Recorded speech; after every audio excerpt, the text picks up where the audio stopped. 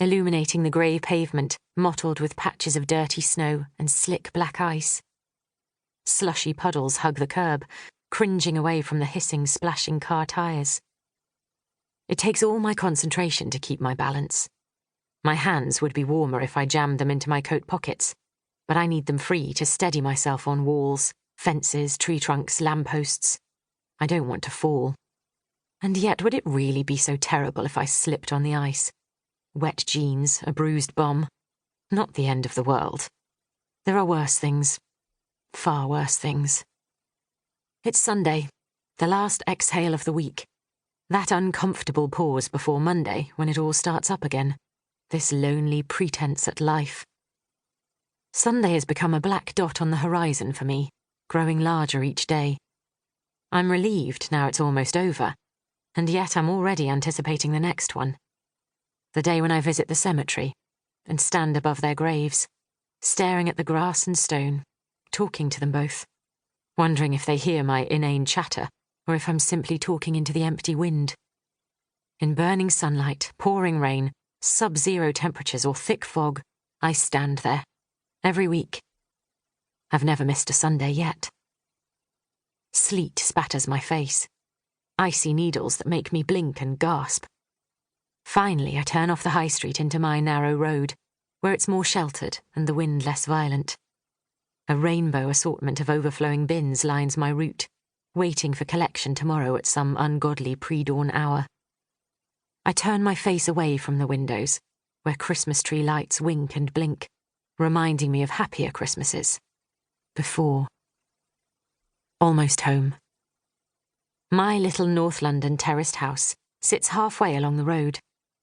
Pushing open the rusted gate, I turn my face away from the neglected front garden, with its discarded sweet wrappers and crisp packets blown in from the street, now wedged among long tussocks of grass and overgrown bushes.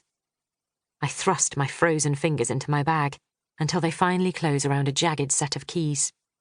I'm glad to be home, to get out of the cold, and yet my body sags when I open the door and step into the dark silence of the hall, feeling the hollow of their absence. At least it's warm in here.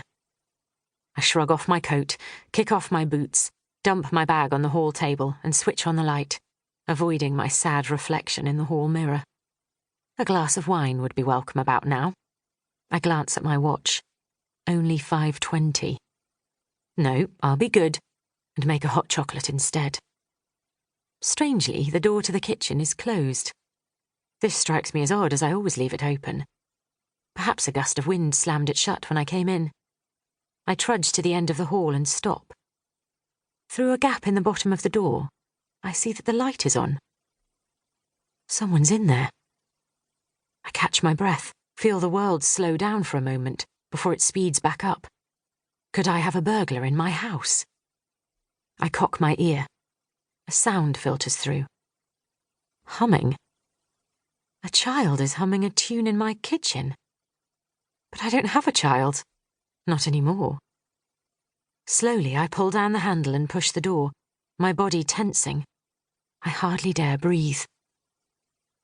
Here before me sits a little boy with dark hair, wearing pale blue jeans and a green cable-knit jumper. A little boy aged about 5 or 6, perched on a chair at my kitchen counter, humming a familiar tune. Head down, he is intent on his drawing, colouring pencils spread out around an A4 sheet of paper. A navy raincoat hangs neatly over the back of the chair. He looks up as I enter the room, his chocolate brown eyes wide. We stare at one another for a moment. "Are you my mummy?" the little boy asks. I bite my bottom lip, feel the ground shift. I grasp the countertop to steady myself. "Hello," I say, my heart suddenly swelling. "Hello. And who might you be?" "You know, I'm Harry," he replies. "Do you like my picture?" He holds the sheet out in front of him, showing me his drawing of a little boy and a woman standing next to a train. "It's not finished. I haven't had time to colour it in properly," he explains. "It's lovely, Harry. Is that you standing next to the train?" "Yes," he nods. "It's you and me. I drew it for you because you're